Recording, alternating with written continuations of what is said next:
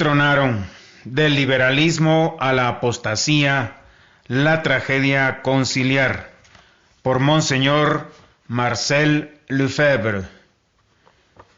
Primera parte: el liberalismo, principios y aplicaciones.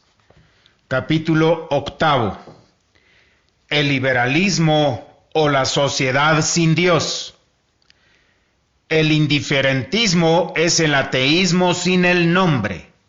León XIII, encíclica Immortale Dei. Voy a tratar de exponer aquí, luego de haber analizado los principios del liberalismo político, cómo el movimiento de laicización generalizado que ha destruido en este momento casi enteramente la cristiandad, tiene su fuente en los principios liberales.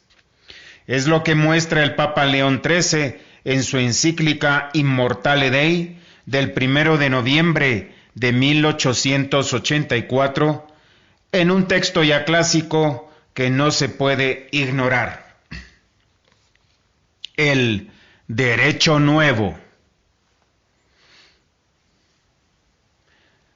Pero el afán pernicioso y deplorable de novedad que surgió en el siglo XVI, habiendo, primeramente, perturbado las cosas de la religión, por natural consecuencia vino a trastornar la filosofía y mediante ésta toda la organización de la sociedad civil.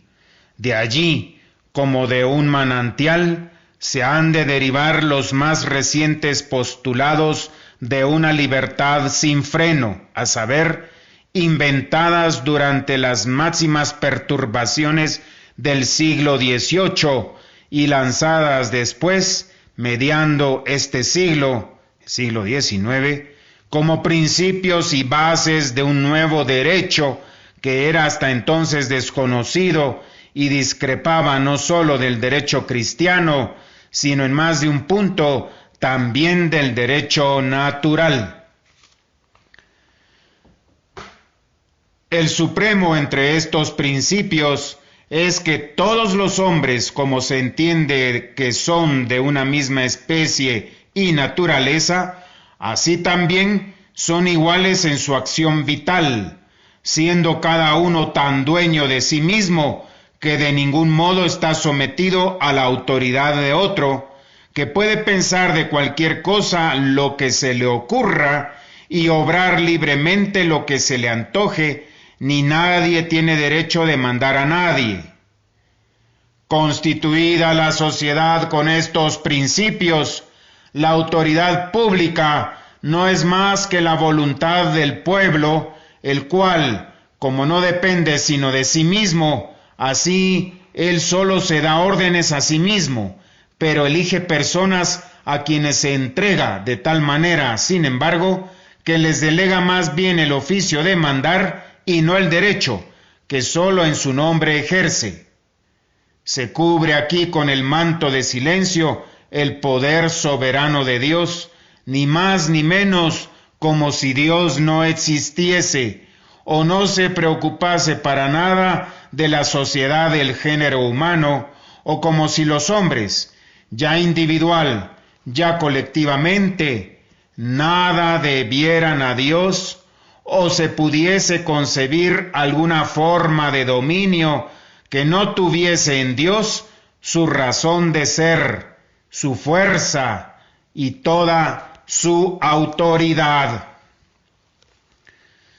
De este modo, como se ve, el Estado no es más que una muchedumbre que es maestra y gobernadora de sí misma, y como se afirma que el pueblo contiene en sí la fuente de todos los derechos y de todo poder, síguese lógicamente que el Estado no se crea deudor de Dios en nada, ni profese oficialmente ninguna religión, ni deba indicar cuál es entre tantas la única verdadera, ni favorecer a una principalmente, sino que deba conceder a todas ellas igualdad de derechos, a fin de que el régimen del Estado no sufra de ellas ningún daño. Lógico será dejar al arbitrio de cada uno todo lo que se refiere a religión, permitiéndole que siga la que prefiere o ninguna en absoluto, cuando ninguna le agrada. De allí nace ciertamente lo siguiente: el criterio sin ley de las conciencias individuales, los libérrimos principios de rendir o no culto a Dios, la ilimitada licencia de pensar y de publicar sus pensamientos. Fin de cita. Immortale Dei del Papa León XIII del 1 de noviembre de 1884.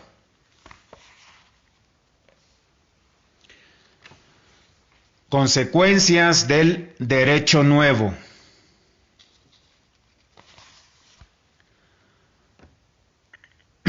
Sigue diciendo el Papa León XIII. Admitidos estos principios que frenéticamente se aplauden hoy día, fácilmente se comprenderá a qué situación más inicua se empuja a la Iglesia, pues donde quiera la actuación responde a tales doctrinas, se coloca al catolicismo en pie de igualdad con sociedades que son distintas de ella, o aún se lo relega a un sitio inferior a ellas. No se tiene ninguna consideración a las leyes eclesiásticas y a la Iglesia que, por orden y mandato de Jesucristo, debe enseñar a todas las naciones. Se le prohíbe toda injerencia en la educación pública de los ciudadanos.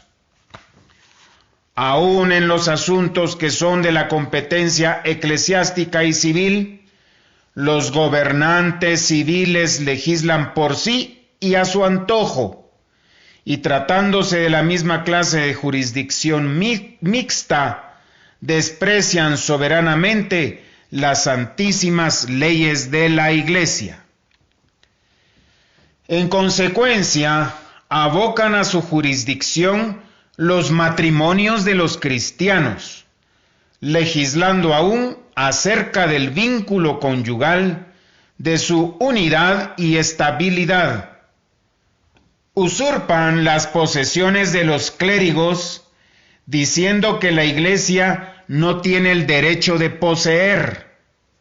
Obran, en fin, de tal modo respecto de ella, que negándole la naturaleza y los derechos de una sociedad perfecta, la ponen en el mismo nivel de las otras sociedades que existen en el Estado.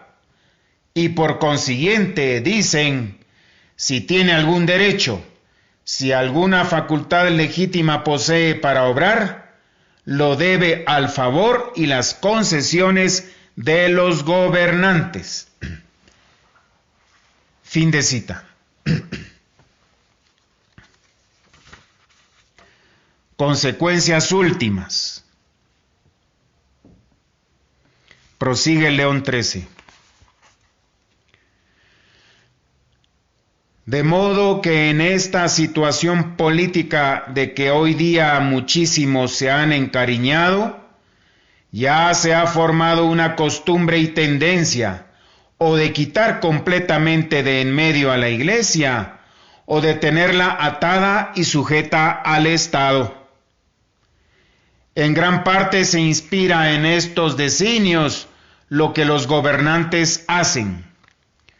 Las leyes, la administración pública, la enseñanza laica de la juventud, la incautación de los bienes y la supresión de las órdenes religiosas, como la destrucción del poder temporal de los romanos pontífices, todo obedece al fin de herir el nervio vital de las instituciones cristianas, sofocar la libertad de la Iglesia católica y triturar sus otros derechos.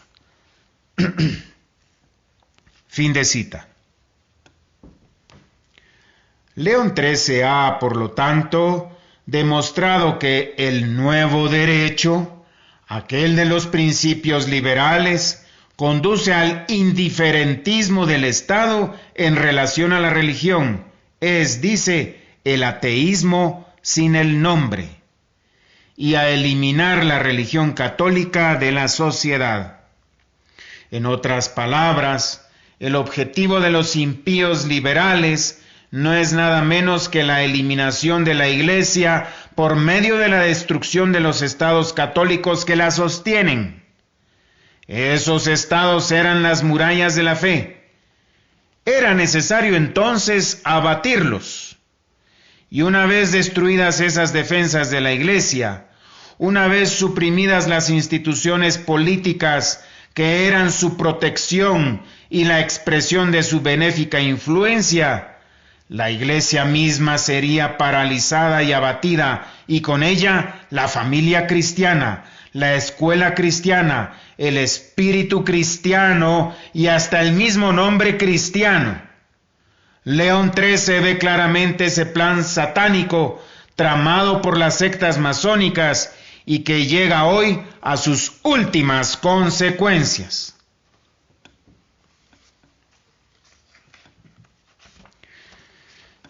El liberalismo laicizante en obra durante el Concilio Vaticano II.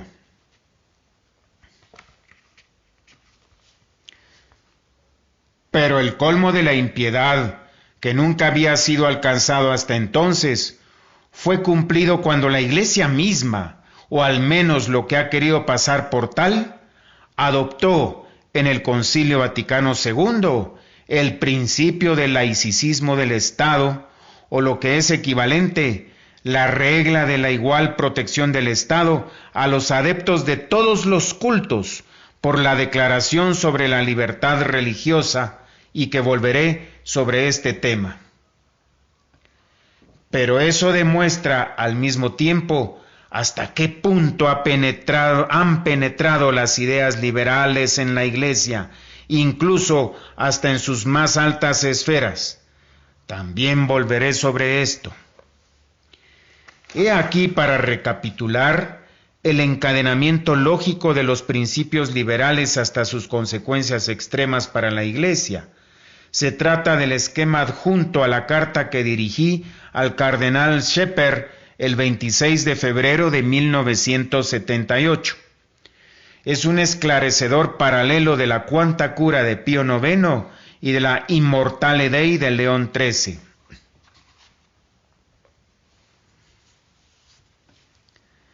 Primero, condenación del racionalismo individualista indiferentista, del indiferentismo y del monismo estatal. Dice León XIII: todos los hombres son iguales en su acción vital, siendo cada uno tan dueño de sí mismo que de ningún modo está sometido a la autoridad de otro, que puede pensar de cualquier cosa lo que se le ocurra y obrar libremente lo que se le antoje. La autoridad pública no es más que la voluntad del pueblo. De este modo, el pueblo contiene en sí la fuente de todos los derechos. Síguese lógicamente que el Estado no se crea deudor de Dios en nada, ni profese oficialmente ninguna religión, ni deba favorecer a una principalmente.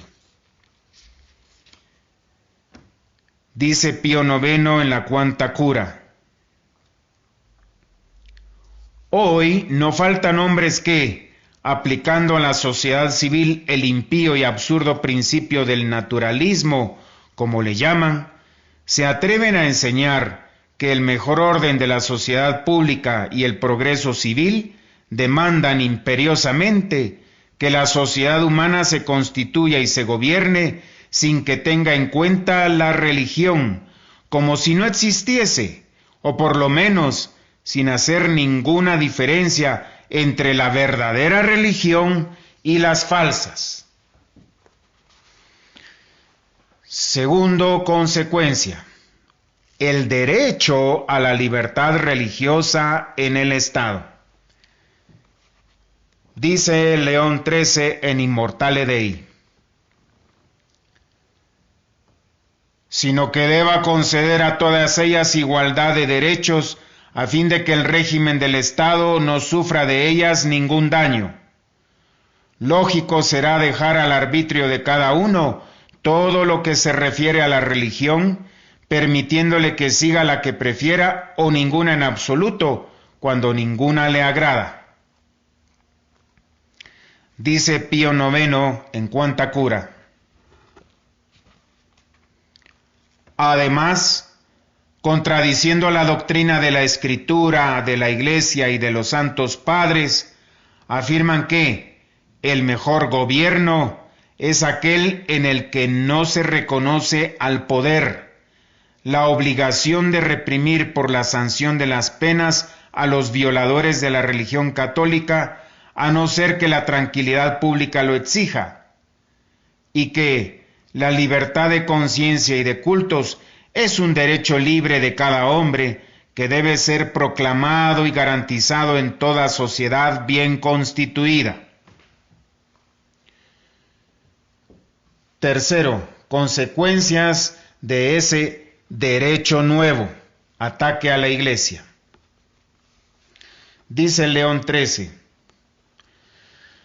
admitidos estos principios que frenéticamente se aplauden hoy día, fácilmente se comprenderá a qué situación más inicua se empuja a la Iglesia, pues donde quiera que la actuación responde a tales doctrinas, se coloca al catolicismo en pie de igualdad con sociedades que son distintas de ella, o aún se lo relega a un sitio inferior a ellas. Obran, en fin, de tal modo respecto de ella, que negándole la naturaleza y los derechos de una sociedad perfecta, la ponen en el mismo nivel de las otras sociedades que existen en el Estado. Dice Pío IX en Quanta Cura, donde denuncia la última opinión citada en el número 2 de la siguiente manera: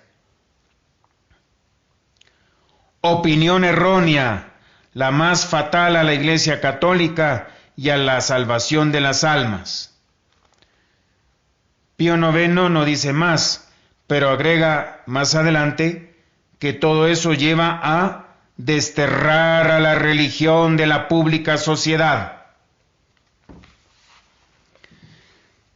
Si bien el Vaticano II no proclama el primer principio del liberalismo, el cual es llamado racionalismo individualista e indiferentista, sin embargo encontramos en él, como mostraré seguidamente, todo su contenido y consecuencias. El indiferentismo del Estado, derecho a la libertad religiosa para los seguidores de todas las religiones, destrucción del derecho público de la Iglesia, supresión de los estados católicos. Todo está allí.